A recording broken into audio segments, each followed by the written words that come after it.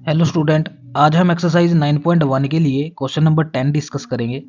जिस क्वेश्चन में आपको गिवन है two poles of equal height are standing opposite each other, यानी कि दो पोल हैं आपके पास और दोनों की हाइट सेम है। तो ठीक है, यही जो है हम ड्रॉ करते हैं, दो पोल, वन पोल एंड सेकंड पोल। ठीक है, दोनों के बीच में कुछ डिस्टेंस है, ठीक है ना। बात इसकी भी बात करते हैं। Opposite each other on either side of the road, road है बीच में ये, ठीक है ना। बात विच इज 80 मीटर वाइड, यानी कि इस पूरे रोड की लेंथ कितनी है,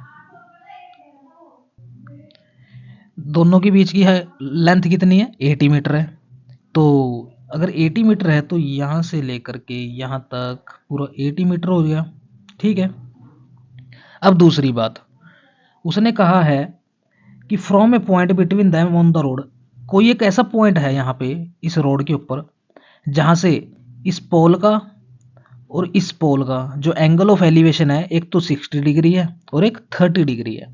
तो ठीक है, एक 60 डिग्री बना देते हैं, यहाँ पे तो हम 60 डिग्री बना देंगे या 30 डिग्री जो आपको बनाना है। और यहाँ पे आप मान लो, चलो मैं इसको 60 डिग्री मान लेता हूँ, ये 60 डिग्री हो गया और ये पूरा ये कितना हो गया, 30 डिग्री हो गया। ठीक है ना बात। तो मैं नाम दे देता हूँ इसको ए बी सी डी और ये ई, ठीक है ना। तो अब आगे क्या कहा है उसने कि angle of elevation of the top of the pole 60 and 30 degree, find the height of pole. दोनों की height according to question equal है तो इक्वल ले लेंगे। Find the height of the pole and distance of the point from the pole, यानी कि इस point से यहाँ का डिस्टेंस और इस पॉइंट से यहाँ का डिस्टेंस, ये फाइंड आउट करना है आपने। अब एक बात सुनो ध्यान से, अगर मैं इस डिस्टेंस को x मान लेता हूँ, x मीटर, तो ये कितना हो जाएगा, 80 माइनस एक्स हो जाएगा या नहीं। क्यों हो जाएगा, क्योंकि ये पूरा लेंथ कितनी है, 80 मीटर है, उसमें से मैंने ये x ले ली तो ये कितनी हो जाएगी, 80 माइनस एक्स हो जाएगी। तो बस इसी को ध्यान में रखते हुए क्वेश्चन कर देंगे। तो फ्रॉम, अगर मैं बात करता हूं from triangle A B C, इसमें मेरे को हाइट फाइंड आउट करनी है, तो ए बी अपॉन में बी सी क्या हो जाएगा, परपेंडिकुलर अपॉन में बेस टेंजेंट 60, क्योंकि एंगल क्या है यहाँ पे 60 डिग्री है। टेंजेंट 60 क्या होता है, √3 होता है।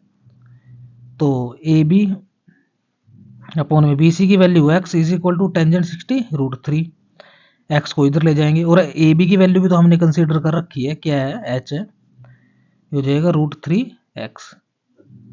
ठीक है ना बात, इक्वेशन नंबर 1 कंसीडर कर लेंगे इसको। अब ऐसे ही हम ट्रायंगल लेते हैं, from triangle C D E या ई डी सी, जैसे आप लेना चाहो वैसे ले लो,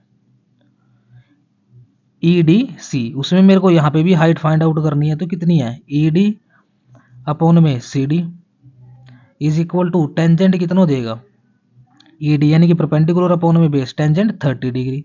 टेंजेंट 30 कितना होता है, 1/√3, तो 1/√3 ले लेंगे।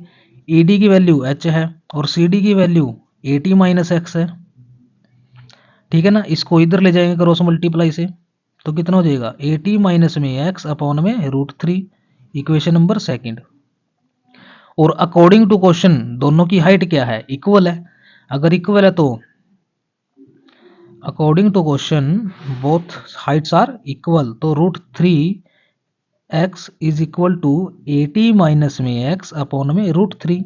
ये √3 इधर क्रॉस मल्टीप्लाई से जाएगा तो मल्टीप्लाई हो जाएगा, तो √3 3 हो जाएंगे, यानी कि 3x is equal to 80 minus में x, और ये माइनस इधर आके 4x हो जाएगा, तो 80, x की वैल्यू 20 आ चुकी है। अगर x की वैल्यू 20 आ चुकी है तो इसका मतलब ये डिस्टेंस कितना था, 20, तो ये कितना रह गया, 60। ठीक है ना बात, 60 मीटर, मीटर में लिख लो उसको क्योंकि मीटर में है क्वेश्चन। ठीक है ना बात। अब हाइट की बात कर लेते हैं, हाइट कितनी थी, फ्रॉम इक्वेशन नंबर 1 से कितनी हो जाएगी हाइट, 20√3 हो जाएगी, क्योंकि x की वैल्यू तो यही है। तो ये आपके पास प्यारे बच्चों क्वेश्चन था 10th का। तो उम्मीद करते हैं आपको बड़े अच्छे से समझ आया होगा 10th क्वेश्चन। तो प्लीज़ वीडियो को लाइक करिए, चैनल को सब्सक्राइब करिए। Thank you so much for watching a video.